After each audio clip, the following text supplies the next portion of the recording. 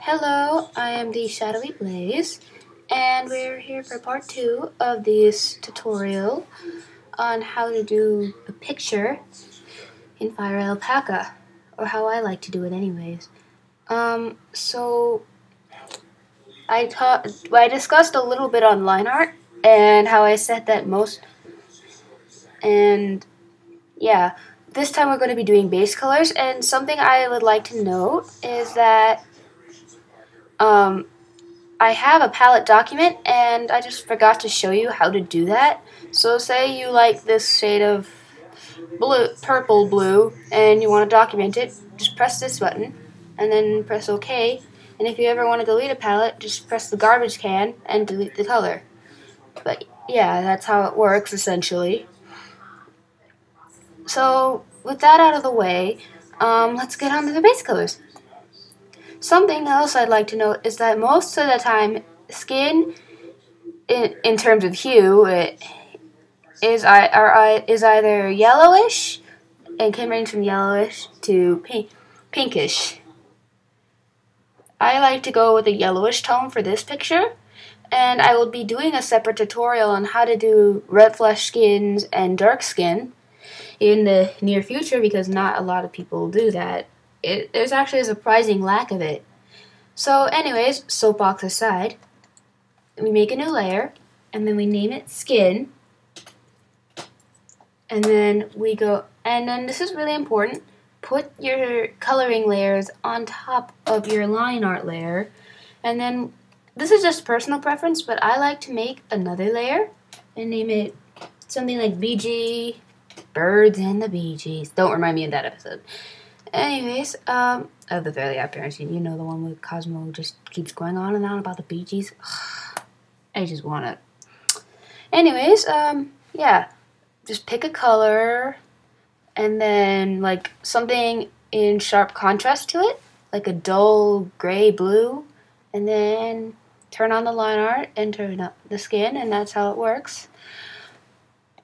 This is just so you can see what you're doing, and I already have a palette documented for skin, so I'm just going to be using that. And Sun's is going to be using that. And I also like to do low correction whenever I do coloring, because coloring isn't line art.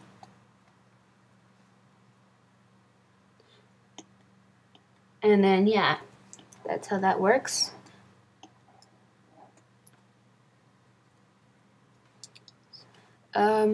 I honestly don't know why. Oh yeah, right. Something I would recommend doing is contracting the selection. If you have trouble with it by a pixel, you don't need to contract it by too much. And if there's still a few selections, you could just go over it with the select pen tool, and that should select it for you. Like if there's something missing. And you don't have to worry too much about keeping the lines clean, but I just do it out of habit.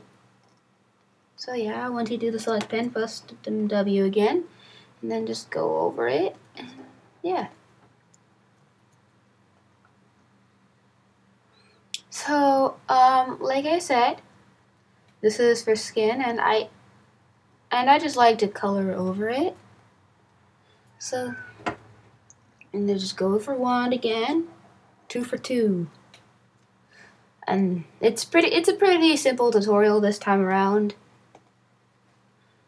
And I'm just going to do 2 separate recordings, since my editing program does not do speeding, and I think that's a really stupid idea.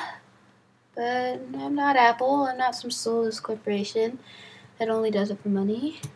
I'm just a cheap artist, and I'll get back to you right away, and if I have anything important to note, I will be back. So this is the finished product, and as you can see, I changed the base color a little bit, and oh, that's not right. So yeah, this is what it looks like. It's not that spectacular, but you're not making the base color shine, you're making the shading shine.